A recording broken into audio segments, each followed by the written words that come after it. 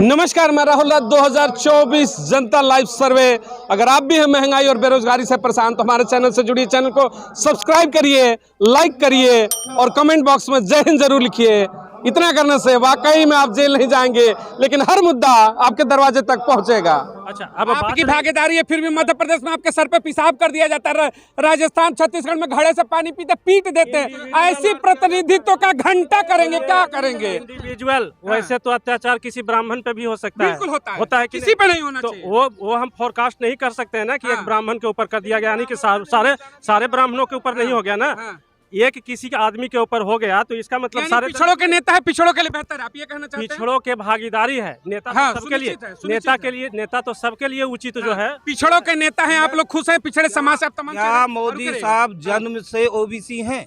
मैं कहता हूँ, क्या मोदी जी जन्म से ओबीसी हैं? तो नहीं है। अब आपको पता नहीं है। फिर 2001 या 2 में इसको नहीं, सवाल देखिए, जन्म से हो या बीच में बने हो, एक सवाल ये उठता है कि अगर ओबीसी हैं और कहते हैं पिछड़े की सरकार है, तो वाकई में क्या देश में पिछड़ों का डेवलपमेंट हुआ है? नहीं जी, ये एक षड्यंत्र है ओबीसी बनने का।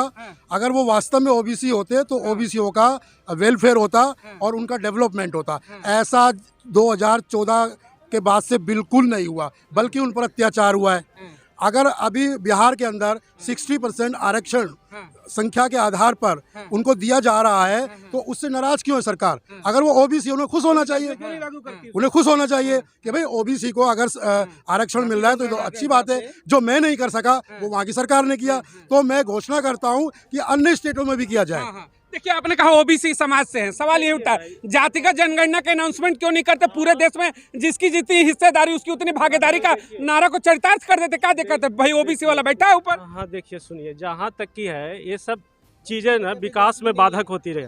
हमारा तो मत ये है कि ये आरक्षण बिल्कुल समाप्त करके और आर्थिक आधार पर आरक्षण लागू करना चाहिए। 10% तो साहब ने ले लिया, उन लोगों ने भी ले लिया जिन्होंने हजारों वर्ष राज किया, आज भी शीर्ष पर बैठे हैं। 10% उन्होंने भी लॉलीपॉप ले लिया। उनका विरोध पहले करिए कि 10% छोड़ो, हम भी छोड़ देंगे 50%। हम भी आरक्षण के बिल्कुल हक में है, लेकिन आर्थिक आधार पे, न कि इस तरह से वो बंदर बाट नहीं, पता नहीं किसको जो मिल रहा है। मैं आपका समर्थन करता हूँ कि 1 मिनट में आपका समर्थन करता हूँ, आर्थिक आधार पर होना चाहिए।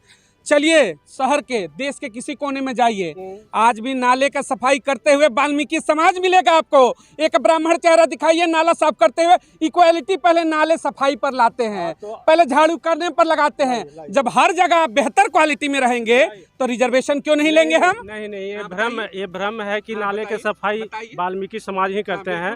नाले के सफाई और जितने चपरासी हैं, मिथिला यूनिवर्सिटी में खुद देख चुके हैं। आप एक्सेप्शनल केस लाएंगे, आप अपवाद लाएंगे, 100 में 4 लाएंगे। 96 आज भी कर रहे हैं, 96 तो वही कर रहे हैं ना। जब इक्वालिटी के बाद तो रिजर्वेशन हटेगा, लेकिन आप भी जो रिजर्व कोटे के लोग करते हैं काम करिए ना। सर कहना चाहते हैं, 96 गुजरात में क्रिश्चियंस ने एक वैकेंसी निकाली थी कि हम सफाई कर्मचारी रखेंगे, लेकिन सिर्फ ब्राह्मण लोग अप्लाई करें उसके लिए। और उसका क्या रिएक्शन हुआ था कि उनकी पिटाई की गई वहां पर। क्यों ऐसा हुआ? वो तो ऑफर है, क्यों पिटाई किया? तो ऑफर किया, पिटाई किया, उसका कौन सराहना कर रहा है? ऐसी कोई बात नहीं है। लेकिन हाँ, कोई ऐसे निकाल भी नहीं सकता है कि इनका सवाल ये है कि आप चढ़ बढ़ कर सफाई हिस्सेदारी कीजिए, फॉर्म भरिए। आपको बुरा क्यों लग गया भाई? देखिए, बुरा लगने वाली बात नहीं है।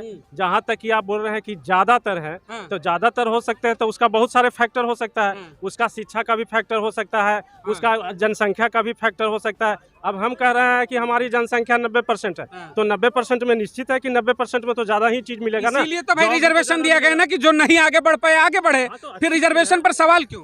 नहीं, सवाल है आर्थिक आधार पे। हम चाहते हैं कि उसको मिले, ऐसा नहीं। तो जनरल को भी मिल गया ना 10%, फिर क्यों रोना? अच्छा बात है, कौन रो रहा है? आप कह रहे कि उस पर समीक्षा होनी चाहिए, हटना चाहिए। नहीं, कोई रो नहीं रहा है। आर्थिक आधार पे हम अभी भी बोल रहे हैं, और वो बोलेंगे। आर्थिक आधार पे वो अच्छा होता है, वो नीचे से लोग निकले, नीचे से लोग निकले 10%। तो उसमें जो इनका, सुनिए, जो SC/ST का रिजर्वेशन है, उससे आपको आपत्ति क्या है? उसमें भी आर्थिक आधार है, उसमें भी आर्थिक आधार है। उसमें आर्थिक आधार अलग है।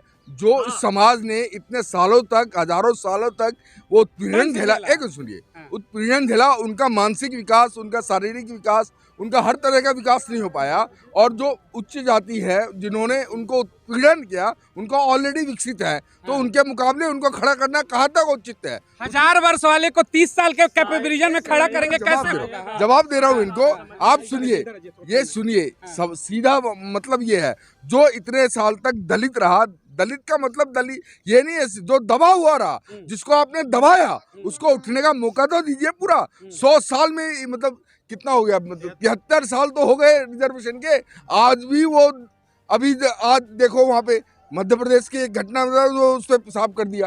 क्या मत चर्चा नहीं, मेंटालिटी बदलनी गई। जो दिमागी स्तर है उच्च जातियों का वो बदला नहीं है। सुनिए, ये देखिए, ये उच्च जाति ऐसे आप नहीं बोल सकते हैं कि ऐसे आप नहीं बोल सकते हैं कि ये उच्च जातियों का ये है। हमें पूरा याद है, हमारा जहाँ तक की ताल्लुक है, हमारे बाबा खुद जैसे 2 रविदास के लड़के को पढ़ाए हैं, ऊपर बढ़ाए हैं, और हम इस पक्ष में नहीं रहे कि उनको नहीं निकालना, उनको निकालना है। बाबा को सलाम है। सुनिएगा, एक आपने कहा ना उच्च जाति, मैं 1 मिनट आ रहा हूँ। उच्च जाति क्यों कहा गया? मध्य प्रदेश की घटना 6 महीने पहले की। आज के समय में घोड़ी चढ़ने पर पत्थर चले थे, वहाँ के एसपी का शुक्रिया है, एसपी मौके पर खड़े हुए और वो बारात निकली, दलितों की बारात थी। इसलिए बात हो रहा है कि माइंड सेटअप आज भी आपका नहीं बदला है। आप रिजर्वेशन की बात कर, पहले दिमाग को बदलिए। मैं आपको समझाता हूँ, सुनिए, एक बहुत इंपॉर्टेंट घटना बता रहा हूँ, सुन तो लीजिए। नहीं, निंदा मत कीजिए, निंदा कर आप विचार रखिए, आप अपना निंदा करना आपका हक नहीं है। सुनिए, जनरल रूल होता है ना, जनरल रूल का एक्सेप्शन होता है। एक्सेप्शन में 1-2% होंगे, लेकिन जनरल आदमी का परसेप्शन नहीं बदला है। बाबा साहब को पढ़ाने वाले एक ब्राह्मण थे, आपको मालूम है, तो एक्सेप्शन है, वो एक्सेप्शन है उनका। ये गलत बात है। उस स्कूल में जहां बाबा साहब पढ़े थे, वहां अंबेडकर नाम का कोई व्यक्ति, कोई टीचर नहीं रहा पिछले 150 साल में। एंड इट हैज बीन, उसके रिकॉर्ड से वहां से पता किया गया। तो ऐसा मत प्रोपेगेंडा कीजिएगा, ये बड़ा गलत बात है। ये देखिए, बार बार कहते हैं आरक्षण पर सवाल उठ जाता है। आरक्षण क्या वो दम हो गया कि जल्दी से कुछ भी ना मिले तो आरक्षण पे सवाल उठा दो? क्यों उठाओगे? आखिर वो पिछला तबका जो 1000 वर्षों की गुलामी और अत्याचार को झेला, मौका दोनों, आरक्षण पर सवाल क्यों नहीं? आरक्षण पर सवाल इसलिए उठाते हैं क्योंकि जो मलाई अभी तक खा रहे थे उसमें से कोई और खा रहा है, उससे परेशानी हो रही है। अरे तुम्हें किसने मना किया? तुम्हारा राज है, तुम खा रहे हो। 10% रिजर्वेशन रातों रात लागू हो गया, 2 दिन में वैकेंसी निकल गई और 1 हफ्ते में भर्ती हो गई। ये देखिए, और दूसरों के रिजर्वेशन पर सवाल है। तो ये तो जो कह रहे हैं, ये सब मनुस्मृति को लागू किया जा रहा है, उसमें उसके हिसाब से किया गया ताकि जितने लोग हैं, जो दलित हैं, जो शूद्र हैं, उनको पूरी तरह से निचोड़ा जा सके।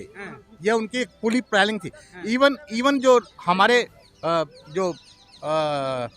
मोदी जी हैं, मोदी जी को भी 1990 में जब मंडल कमीशन का लागू होना शुरू हुआ, उसके बाद उनको प्लांट करके लेके आया गया।